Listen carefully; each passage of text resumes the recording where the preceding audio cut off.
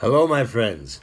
This is Rabbi Aharon Dobinsky coming to you today from the holy city of Yerushalayim, Jerusalem, Israel. A beautiful day in Jerusalem today. You should see it.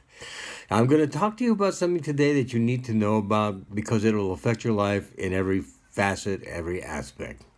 Do you ever wonder why sometimes you're missing something in life? Something is missing from your life. Something you should consider. Something we should all consider, if this is the case, is whatever we are missing, whatever we are lacking, perhaps it's because we're not giving it. If we're not giving it, we're not getting it back. You have to live it to give it, okay? So maybe we're not doing what we need to be doing in certain areas. Now, one of these areas, and it's very prolific, a lot of us are guilty of this, is in the area of appreciation. The area of gratitude. And we have some great examples in Torah this week about that. Last week we heard about all the different gifts that all the princes of all the tribes brought for the new Mishkan. And they were all very similar, but they were all very, very nice gifts. And Aaron HaKohen was not part of this. The Levi tribe did not give a gift.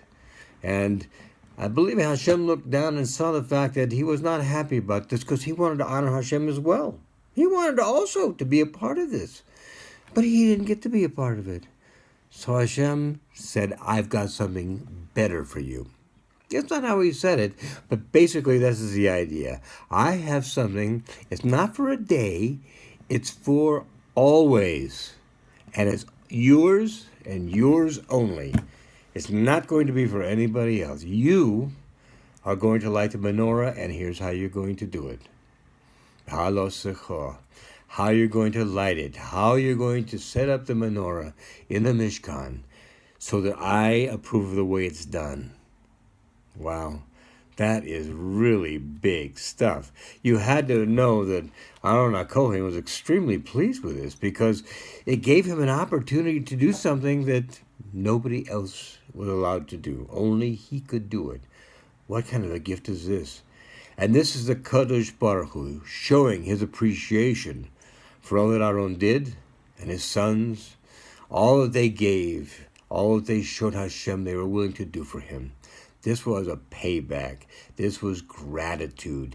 This was appreciation at its finest. Now remember, we are made B'Tselem Elokim. We are made in the image of God.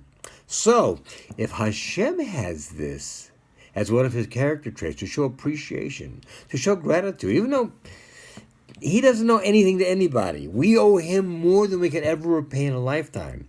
But still, he shows us the importance of appreciation, how we have to show it, how we have to give it. And because of it, what is the result? We have someone so happy he doesn't know what to do with himself because it's an honor bestowed upon him that no one else has. Amazing, isn't it? Now, let's look at the other side of this. If we're supposed to be appreciative, if we're supposed to show gratitude, as I said we do, and if Hashem himself even shows gratitude to us for the things that we do when he doesn't have to do it at all. As I said, in lifetimes, we could never repay all that we owe him. I personally can tell you that as a fact in my own life and in the lives of many, many people I know, and I guarantee you it probably spills over onto the general populace as well.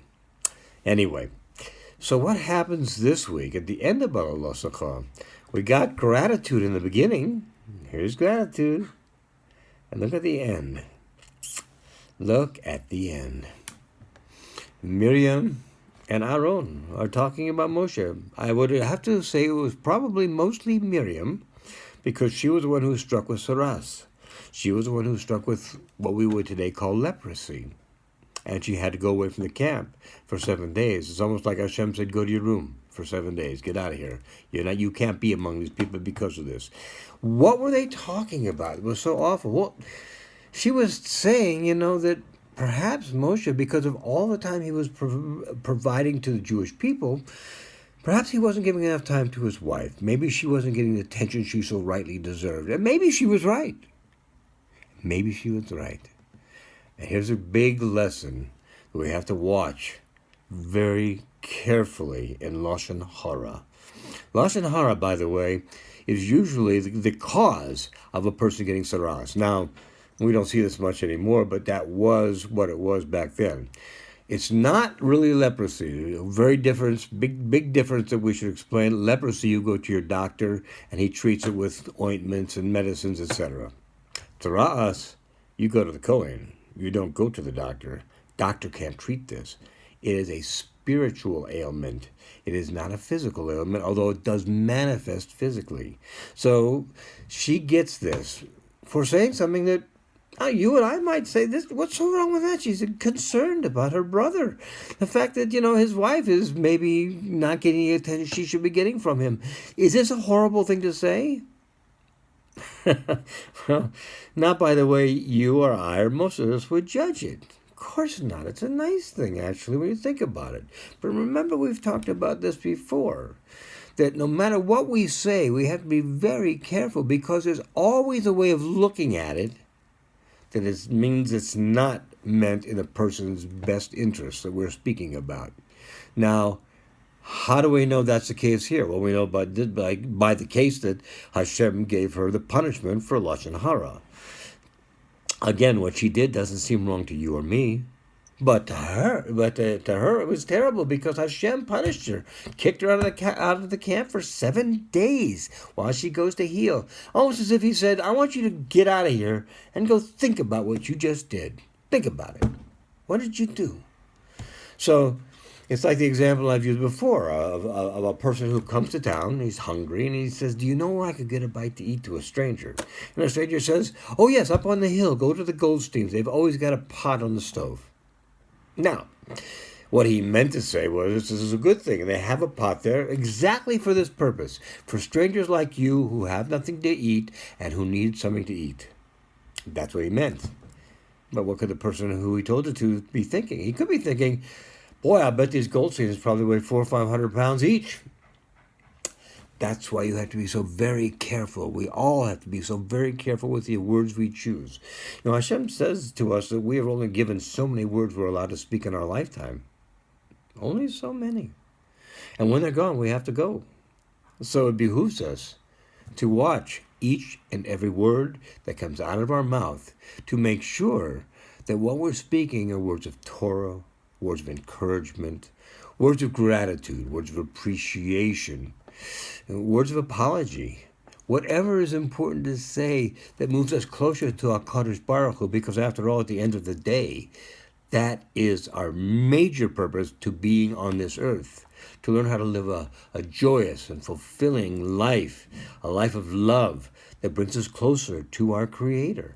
That's the purpose. That's what we're here for. We've had a couple of deaths in our circle of friends over the last couple of weeks, and someone said to me, "What's the purpose of living? Why do we live if we're just going to die?" That's simple. The purpose of living is to live a joyous, loving, and fulfilling life that brings us closer to Hashem, to take care of the tikkunim that we might have from a previous existence.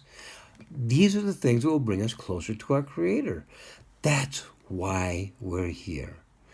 When we see someone move on, again, it's always difficult for those who are living, because we have to deal with a loss. Those who leave us go to a life, I assure you, which is far better than what we do, particularly if there's tzaddikim like the people that we knew who were left this week. So we have to remember that. And we have to live, sometimes, as a memorial to them. Say that this person had a great effect on me. Look at the person they made me into. Because I hung around them, I have become a better person. I become loving. I become joyful. I become fulfilled. I become an appreciative person. A person with gratitude in my life, who doesn't take anything for granted. We take things for granted. We get up in the morning, we say Modeh Ani, but sometimes it's just a few words out of our mouth. Let's think about what we say. Let's think about how important it is. We are given gifts from the moment we wake up. Waking up being the first one, opening our eyes being another one, the third one, getting our feet around to the bed so we can stand up, and the list goes on. You could say thank you for an hour just about things in your own body, forgetting about what you say thank you for in your family, the people around you, and a situation of your life. So remember, my friends, this is what we want to do. We want to live a life of gratitude. We want to live a life of appreciation. We want to thank Hashem each and every second of each and every day for all that He gives us, and all of the people that He's given us to share our lives with. We want to thank them for being who they are. If we do this, we will indeed live a joyous, loving, and fulfilling life that brings us closer to HaKadosh Baruch Hu. Have a good Shabbos, my friends. Be well. God bless you all, and we'll see you next week, Bezrat Hashem. All the best.